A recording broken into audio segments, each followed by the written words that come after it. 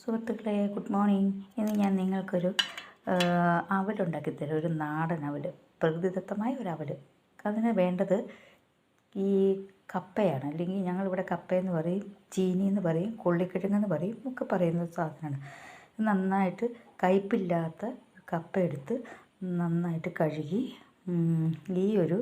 ഇതുപോലെയുള്ള എന്തെങ്കിലും ഉപകരണം വെച്ച് നന്നായിട്ട് ഇങ്ങനെ ചുരണ്ടിയെടുക്കുക. ഈ കപ്പയുടെ മാംസള ഭാഗം ചുരണ്ടിയെടുത്ത് തിളപ്പിച്ച വെള്ളത്തിലിട്ട് ഇത് കോരിയെടുത്തതിന് ശേഷം ഇത് വെയിലുള്ളപ്പോൾ ചെയ്യുന്നതാണ് കൂടുതലും നല്ലത്. നല്ല വെയിലത്ത് വെച്ച് മുറത്തിലൊക്കെ ഈ കോരിയെടുത്ത് വാട്ടിയ ഈ ചീനിയുടെ ഇങ്ങനെ അരിഞ്ഞ പൊടികൾ എടുത്ത് നമ്മൾ വെയിലത്ത് വെച്ച് നന്നായിട്ട് ഉണങ്ങിയതിന് ശേഷം നമ്മൾ എന്ത് ചെയ്യണമെന്നറിയോ?